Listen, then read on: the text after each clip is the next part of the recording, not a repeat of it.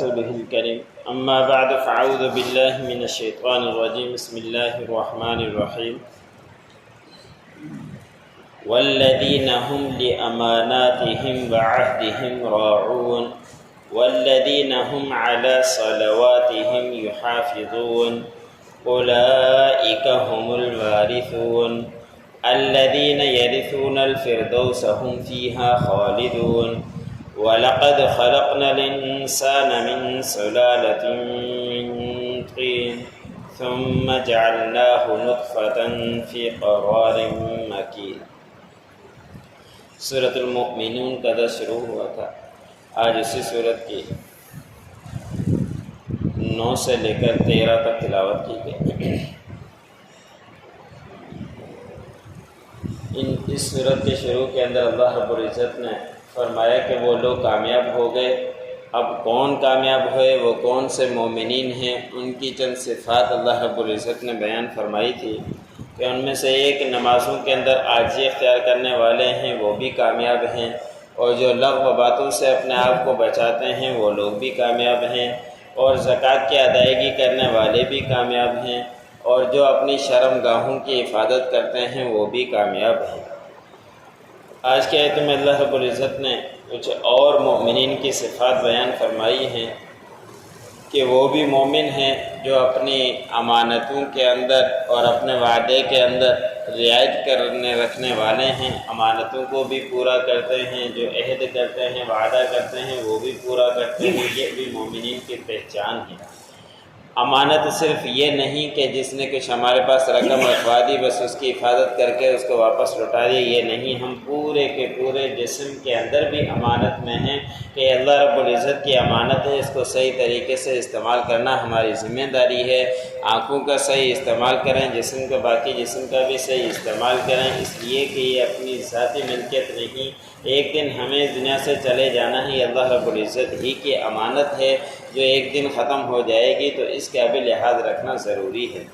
ایسے ہی وعدہ کسی کے ساتھ کوئی بھی کر دیا، کاروباری ہو یا کوئی دوسرا ہو یا لین دین کا معاملہ ہو یا قرض کا معاملہ، اس کے اندر جو وعدہ کیا جائے وہ وعدہ پورا کرے کہ میں فلاں تاریخ کو رقم دوں گا تو اس تاریخ کو رقم دینا لازمی ہے، کیونکہ یہ مومن کی ایک پہچان ہے۔ اس کے اندر بہت سارے ٹال مٹول کرنے والے بھی ہوتے ہیں، تاریخوں پہ تاریخ دیتے رہتے ہیں اور بیچارہ دوسرا پریشان ہوتا رہتا ہے، تو یہ بھی اللہ رب العزت نے ایک مومنین کی پہچان بتلائی ہے کہ امانت کے بھی خیال کرنے والے اور وعدے کو بھی پورا کرنے والے، اور جو ان لوگوں کو پورا نہیں کرتے ان کو پھر اللہ رب العزت نے منافقین کہا ہے، جو وعدے کو پورا نہیں کرتے اور امانت کے اندر خیانت کرنے والے ہیں اور جھوٹ بولنے والے ہیں، ایسے لوگ اللہ کی نظر میں منافقی ہوا کرتے ہیں۔ جو وعدے کو پورا کرتا ہے، امانت کا لحاظ رکھتا ہے، تو ایسے لوگ اللہ رب العزت کی نظر میں مومنین ہیں۔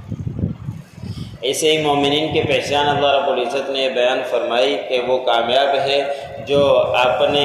نمازوں کی حفاظت کرنے والا ہے۔ اس کا مطلب یہ ہے کہ ایک نماز پڑھ لی، 4 نمازوں کی چھٹی کر لی، یہ نماز کی حفاظت کرنے والا نہیں۔ جمعے کی نماز پڑھ لی، باقی پورا ہفتہ چھٹی، یہ بھی پابندی کرنے والا نہیں۔ ایسے ہی رمضان مبارک کے مہینے کے اندر نمازیں تو پڑھ لی لیکن اس کے بعد چھٹی، تو ایسے لوگ حفاظت کرنے والے نہیں ہیں نمازوں کے۔ جو پابندی کے ساتھ نماز پڑھنے والے ہیں ان کو اللہ رب العزت نے مومنین کہا ہے، اور ایسے مومنین کامیاب ہیں جو اپنی نمازوں کو 5 وقتہ پابندی کے ساتھ پڑھنے والے ہیں۔ کوئی بھی مجبوری ہو نمازوں کے لیے ہم نکل پڑیں، آج کل کوئی مہمان آ گیا اس کو سستی کر دیتے ہیں، کوئی تھوڑی سی معمولی مجبوری آ گئی، دوسرے کام تو نہیں چھوڑتے لیکن نماز کے اندر ناغہ کر دیتے ہیں، تو اللہ رب العزت نے فرمایا کہ وہ لوگ کامیاب ہیں جو نمازوں کو پابندی کے ساتھ ادا کرنے والے ہیں، 5 نمازوں کے کبھی بھی ناغہ نہیں کیا کرتے۔ تو اللہ رب العزت نے چند صفات بیان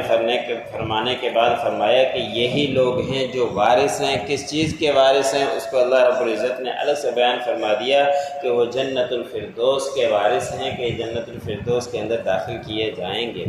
اور آپ صلی اللہ علیہ وسلم نے فرمایا کہ جب تم اللہ رب العزت سے جنت مانگو تو جنت الفردوس مانگو، اس لیے کہ یہ جنتوں میں سے سب سے بہترین جنت ہے اور سارے چشمے وغیرہ اسی سے ہی نکلا کرتے ہیں۔ تو جب بھی کوئی جنت کا سوال کرو تو جنت الفردوس ہی مانگا کرو۔ روایت کے اندر آتا ہے کہ حضرت حارثہ رضی اللہ تعالی عنہ کو آپ صلی اللہ علیہ وسلم نے جنگ کے میدان میں جاسوسی کے لیے بھیجا، جا کے کافروں کے حالات معلوم کر کے آؤ۔ وہ صحابی وہاں سے نکل پڑا اور کافروں نے دیکھ لیا تو حضرت حارثہ رضی اللہ تعالی عنہ کو شہید کر دیا۔ ان کی والدہ کو اطلاع ہوئی، ان کی والدہ آپ صلی اللہ علیہ وسلم کے پاس آئی اور ان کے ذہن میں یہ تھا کہ یہ تو جنگ کے میدان کے اندر شہید نہیں ہوا، یہ تو جاسوسی کرتے ہوئے شہید ہوا، ان کے معلوم نہیں کہ کیا کیفیت ہوگی۔ تو آ کے آپ صلی اللہ علیہ وسلم سے سوال کیا کہ یا رسول اللہ، اگر میرا بچہ شہید ہے تو میں اس کے اندر خوشی مناؤں، اگر میرا بچہ مارا گیا ہے، شہید نہیں ہے، جنت میں نہیں جائے گا، تو میں اس کے اوپر روؤں؟ تو آپ صلی اللہ علیہ وسلم حالانکہ اس کو دیکھنا چاہیے کہ بھیجنے والے کون ہیں، امام الانبیاء بھیجنے والے ہیں اور دین کے مقصد کے لیے بھیجا ہے اور وہ ضروری شہید ہی ہوا ہوگا۔ تو اس وقت آپ صلی اللہ علیہ وسلم نے فرمایا کہ آپ کا بیٹا تو جنت الفردوس کے اندر داخل ہے، آپ کو اس سے غم کرنے کی ضرورت نہیں ہے، پریشان کرنے کی ضرورت نہیں، اس لیے کہ جنگ کے موقع کے اندر ہی اس کو ایک بھیجا گیا، حالانکہ جنگ کے اندر تو شہید نہیں ہوا لیکن ایسا ہی موقع تھا تو وہ جنت الفردوس میں ہیں۔ تو آپ صلی اللہ علیہ وسلم نے صحابی کو جنت الفردوس میں داخل ہونے کا کہا۔ تو ایسے ہی ہمیں جب بھی جنت مانگیں تو نبی کریم صلی اللہ علیہ وسلم نے فرمایا جنت الفردوس ہی مانگا کریں۔ پھر اللہ نے فرمایا کہ سارے مومن لوگ کامیابی ہو گئے جنہوں نے ان چیزوں کی پابندی کی، یہی لوگ جنت الفردوس میں ہمیشہ کے لیے داخل ہوں گے، کبھی بھی ان کو وہاں سے نکالا نہیں جائے گا۔ ہم عارضی زندگی کے لیے کتنی مشقتیں جھیلتے ہیں، 60 70 80 سال کے لیے ہم نے کیا سے کیا کر لیتے ہیں، لیکن جہاں ہمیشہ رہنا ہے اس کی وہ فکر نہیں جس طرح کی دنیا کے اندر ہم فکر کیا کرتے ہیں۔ اگر کوئی رات کی ڈیوٹی ہے کسی انسان کی تو پورا رات جاگ رہا ہوتا ہے، اس کو کوئی فکر نہیں ہوتی، کوئی سخت سے سخت ڈیوٹی کر رہا ہوتا ہے تو کرنے کے لیے تیار ہو جاتا ہے، لیکن عارضی دنیا کے لیے ساری مشقتیں جھیلنے کے لیے تیار ہیں، لیکن آخرت کی ہمیں فکر نہیں۔ کہیں سفر پر جانا ہو اور صبح 4 بجے نکلنا ہو تو رات کو 4 بجے بھی اٹھ جاتا ہے، لیکن نماز کے لیے اٹھنے کے لیے بہت مشکل ہوا کرتا ہے۔ تو ہم عارضی زندگی کے لیے بڑی مشقتیں جھیلتے ہیں، لیکن ہمیشہ والی زندگی کی ہمیں مسلمانوں کو اس کی فکر نہیں ہے۔ آگے اللہ رب العزت نے انسان کی خلقت کے متعلق بیان فرمایا کہ ہم نے انسان کو پیدا کیا ہے ایک مٹی سے، اور حضرت آدم علیہ السلام کو سب سے پہلے مٹی سے پیدا کیا گیا۔ مختلف زمینوں سے مختلف رنگ کی مٹی کو اللہ رب العزت نے جمع کیا، پھر اس کے اندر سور پھونکی۔ اس لیے مفسرین نے لکھا ہے کہ انسان کی ہر علاقے کی کیفیت مختلف ہوتی ہے، رنگ بھی مختلف ہوتا ہے اور جسم بھی مختلف ہوا کرتے ہیں، اور کوئی سخت ہوتا ہے کوئی نرم ہوتا ہے، ساری زمینوں کے مٹی کی وجہ سے ہی یہ کیفیت ہے۔ اس کے بعد اللہ رب العزت نے فرمایا کہ حضرت آدم علیہ السلام کو تو مٹی سے پیدا کیا، پھر ہم نے تمہیں ایک نطفے سے پیدا کیا جو ایک جگہ پر ٹھہرنے والا ہے، اس سے باقی انسانوں کی خلقت ہوئی۔ پھر آگے انسان کی خلقت کا طریقہ بتلایا کہ کس طرح انسان پیدا ہوتا ہے، وہ مختلف اگلی آیتوں کے اندر آئے۔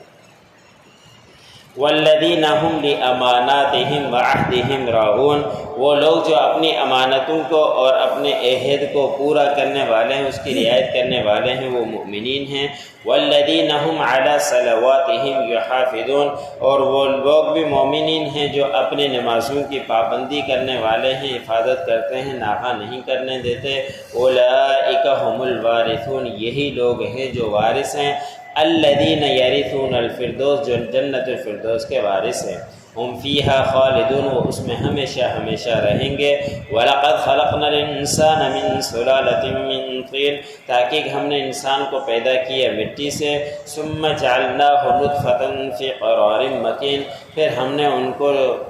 ان کے نطفے کو ایک مکان پر ٹھکانہ دیا، قرار دیا۔ جو پڑھا